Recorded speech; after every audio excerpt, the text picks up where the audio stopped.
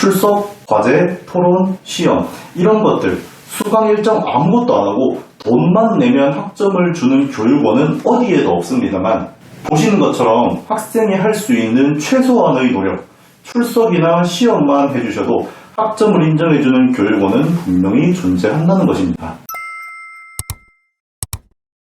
오늘 준비해온 내용이 학점은행제 꽈락을 피하는 가장 안전한 방법.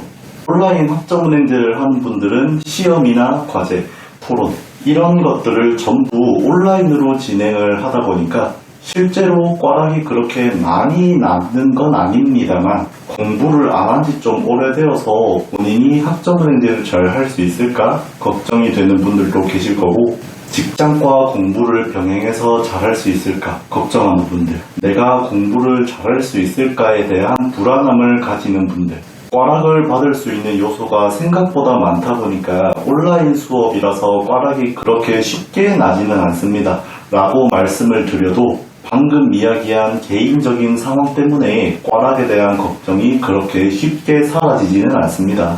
그래서 제가 꽈락에 대한 걱정이 생기는 근본적인 이유는 뭘까? 이거에 대한 고민을 조금 해봤는데, 일단 온라인 학점은행제 기준으로 시험이나 과제 이런 게 대학교만큼 빡빡하게 굴거나 그러지는 않거든요. 그런데 학습자가 공부를 해서 성적을 올려야 한다고 말을 하면 꽈락 기준이 60점인데 이 60점 이상 점수를 받는 걸 학습자가 출석을 받는 것부터 시작해서 이거를 기본적으로 하고 내가 시험도 잘 봐야 하고 과제도 잘해야 하고 이런 기본적인 점수 반영 방식에 대한 내용을 기본적으로 깔고 가는 것 같아요. 출석은 어차피 듣기만 하면 되는 거니까 이거는 큰 걱정을 하지 않는다고 해도 시험에 대한 압박이라던가 과제에 대한 압박을 받을 수밖에 없습니다. 저는 이게 꽈락에 대한 걱정이 생기는 근본적인 이유라고 생각을 하고 있거든요. 자, 그러면은 이거를 해결할 수 있는 방법은 딱 하나밖에 없죠. 학습자분들이 가지는 시험이나 과제에 대한 압박을 없애는 겁니다. 지금부터 말씀드릴 내용이 이번 영상에서 제일 중요한 내용, 이게 전부라고 해도 과언이 아닐 만큼 중요하니까 꼭 들어주셨으면 좋겠습니다. 학생분들이 학점은행제 점수를 반영하는 방법에 대한 사고방식을 완전히 뒤집어버려도 된다는 것입니다.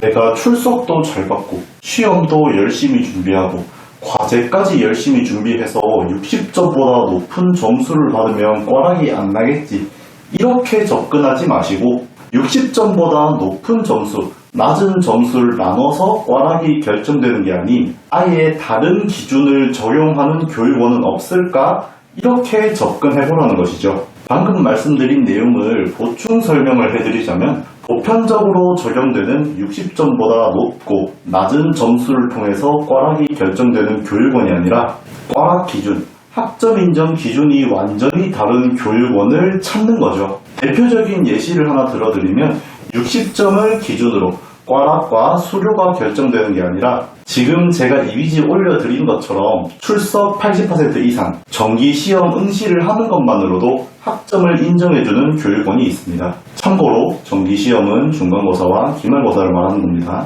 출석, 과제, 토론, 시험 이런 것들 수강 일정 아무것도 안 하고 돈만 내면 학점을 주는 교육원은 어디에도 없습니다만 보시는 것처럼 학생이 할 수 있는 최소한의 노력, 출석이나 시험만 해주셔도 학점을 인정해주는 교육원은 분명히 존재한다는 것입니다.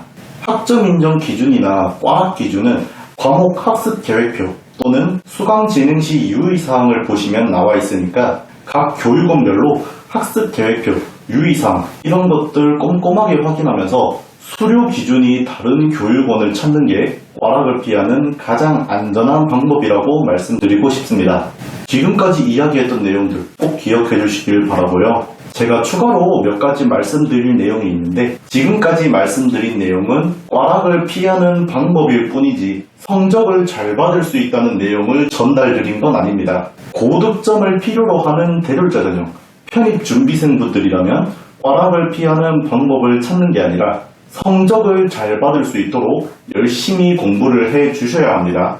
마지막으로 학점 인정 기준이 다른 교육원을 찾아보라고 말씀드렸는데 만약에 이걸 도저히 못 찾겠어서 일단 60점 이상의 성적만 수료해주는 교육원에서 수업을 듣는다고 하시면 100점 만점을 기준으로 중간고사와 기말고사 성적을 뺀 나머지 점수가 45점 이상인 교육원을 찾아보세요. 시험 성적을 제외하고 45점이 넘는다는 것은 중간고사, 기말고사의 시험 비중이 비교적 낮다는 것이거든요.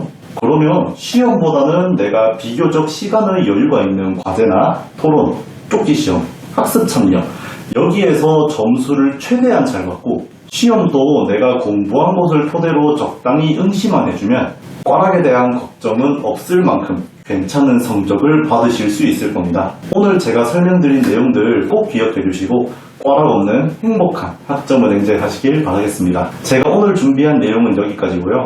영상이 도움되셨다면 구독과 좋아요 부탁드리겠습니다. 저는 지금까지 기름진 학점은행제 안선생이었습니다. 감사합니다.